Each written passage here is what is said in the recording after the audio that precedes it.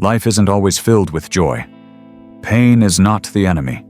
It's an essential part of helping us appreciate days of peace. Long ago, in a small Tamil village, there lived a poor man. His life was full of failures, jobs that fell apart just as they were taking off, sudden illnesses, and heartbreaking losses in his family. These were like stones piling up on his soul, leaving him utterly exhausted. One afternoon, after yet another failed day, he sat by the door of his house, weary and worn, lost in thought. A flock of birds flew across the yard, and he picked up a bamboo stick to chase them away, again and again, until no birds dared land in front of his home. That sound wasn't just the snap of bamboo.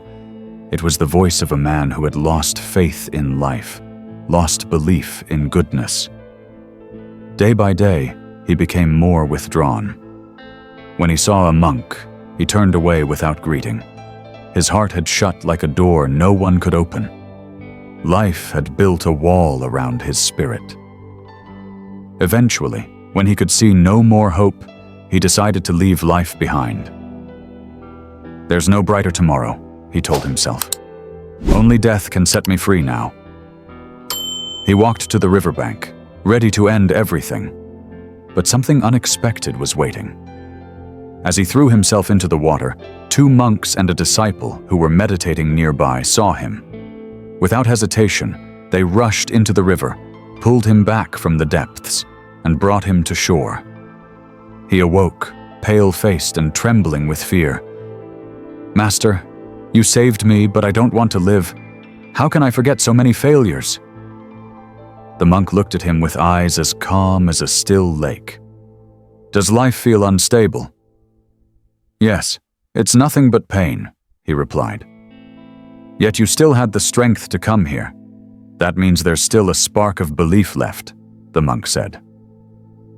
The man stiffened, unsure who he was even listening to. But then he heard a quiet voice. "I've never heard of anyone finding the signs of a good time in something they threw away. But people often expect good things to come from signs they once rejected." The monk took his hand and said, "Go back home. For 1 week, every time you see a sparrow, stop. Watch it. Offer it some grains or a bit of water. Sparrows are messengers of goodness. If you live with patience and learn to notice the smallest signs, then the good time is already arriving." The man was skeptical. What could a sparrow have to do with hope? But he had no other option. He agreed. A week later, something strange began to happen. On the first day, sparrows filled his doorstep, and he gave them food. On the second day, he found a small job. It wasn't perfect, but it brought a little income. On the third day, good news arrived from his family. A sick relative had recovered. On the fourth, a small windfall came from a stranger he barely knew. He began to understand. Sometimes, the good is the total sum of many small things, and positive signs don't arrive in haste. They appear in moments of quiet listening. He returned to the monk, face full of respect. "I've learned I shouldn't give up so quickly. Happiness can come from the small stones we choose to pick up." The monk smiled.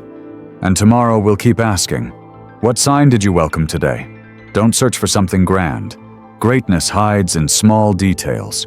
Good things don't always knock with loud bells. Sometimes it's just a pair of animal eyes gazing at you silently, and suddenly your heart softens." A week had passed since the poor man began following the monk's advice, welcoming the birds, offering them a bit of food, a bit of water. At first he remained skeptical, but strangely, every time the birds came, his heart softened a little more. And he began to change, not out of force, but because something within him seemed to be opening again. He no longer chased away any animal that came near his house. Whether it was birds, stray dogs, or even a wandering cow, he didn't drive them away anymore. One morning, a cow slowly walked up to his gate. It didn't cause trouble. It just stood there, gazing into the house as if waiting for something. He found it odd, but then remembered the monk's words. Some good signs come when innocent creatures appear at your doorstep. Don't chase them away. See it as a gentle signal from heaven and earth. He took a piece of dry bread, broke it in half, and placed it in front of the cow. It ate, then turned and walked away. But as it left, he felt something inside him had just been lifted. Not a miracle, just lightness. A deep, quiet lightness.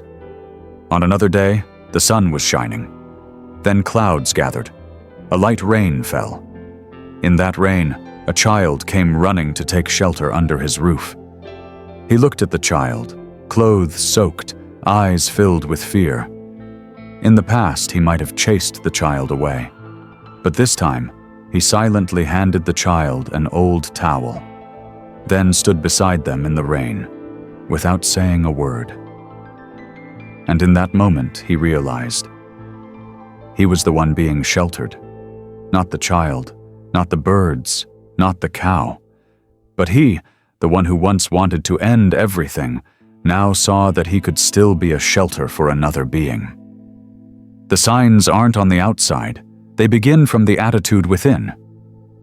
In the second week, he returned to see the monk. "Master, I did as you said, but I still don't understand clearly. The things I've done are so small. Can they really change my life?" The monk smiled. If a seed has no ability to grow, then planting it in the soil means nothing. But if it holds life within, then even the smallest act of planting can become a forest. And then, a greater sign came. One night he dreamed of his father who had passed away long ago. In the dream, his father didn't say much, just stood silently, looking at him. No blame in his eyes, only kindness. He woke up. The dream wasn't frightening. It made him want to live. The next morning he told the monk about it. The monk nodded. That is another sign. When ancestors return in dreams, it's not to frighten you. It's to let you know you are not alone. Sometimes a bird flying past is a message. A cow at your gate is a blessing. A child taking shelter from the rain is a lesson in compassion. And a dream is a way your ancestors knock on a withered heart. Nothing is small when seen through mindfulness. And no sign is random if you are humble enough to receive it. When the heart opens, the world changes too. There are things no one can teach you to understand. But once you truly slow down, you'll see all sacred things were always present. You just weren't ready to see them. Sometime after he began living differently, with more kindness and patience, new signs began to appear. But this time they didn't come from the outside anymore. They began to arise within him. And he was no longer the same man, the one who always asked when life would finally change. He started to realize, life doesn't need to change. I just need to see it through a different light. When the heart touches the sacred one early morning, he visited a small temple at the edge of the village, a place he had never bothered to enter before. No one made him go. He wasn't there to ask for anything. He just wanted to sit quietly. And when the bell rang, when the chanting began, he closed his eyes. Just a few minutes later, tears began to fall without warning. No one had hurt him. No one had said anything unkind. So why was he crying? Because his heart had finally softened. That was the moment he understood. Tears from meditation are not weakness.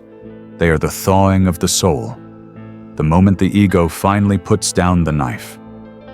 Meeting the right person at the right time. That day, a light rain fell. On the way home, he happened upon an old monk sitting beneath the eaves of a small tea house. No one paid attention, but he stepped forward, bowed, and asked if he could sit beside him. They didn't speak of grand things, not karma, not Buddha, not rebirth. Just a few simple words. Life has its bright days and dark ones. Not so you can win, but so you can understand. The monk poured him a cup of warm tea, and that was the first cup of tea he drank without thinking about tomorrow. Often, it's when we stop asking that we receive the most. That evening, he didn't chant, he didn't pray. He simply sat by the window watching the rain fall. Inside, no more questions. When will my suffering end? Or, how can luck find me? He just felt light, felt alive, and felt grateful, simply to be breathing. Strangely enough, when I stopped calculating, life began to calculate the good parts for me. The next morning, an old friend stopped by. He mentioned a simple, stable job, one that needed someone reliable, diligent, and honest. The friend said, "I don't know why, but you were the first person who came to mind." It wasn't a big title. It wasn't a huge salary. But it was the first opportunity he'd had after all those days of feeling forgotten by life. And most importantly, he was finally ready to receive it. When you stop blaming the world, you begin to see, a dream of your ancestors isn't fantasy. It's a message that you're being guided. Tears that fall without reason mean your heart is no longer numb. Meeting a monk when your life pauses is no coincidence. It's a direction sign. And when others start remembering you naturally, it's a sign. Your energy has already begun to shift. Not everything good will come all at once, but step by step, life will knock if you pause and learn to truly listen. The good times in life aren't when everything outside runs smoothly. They're when you no longer panic inside when things don't go your way.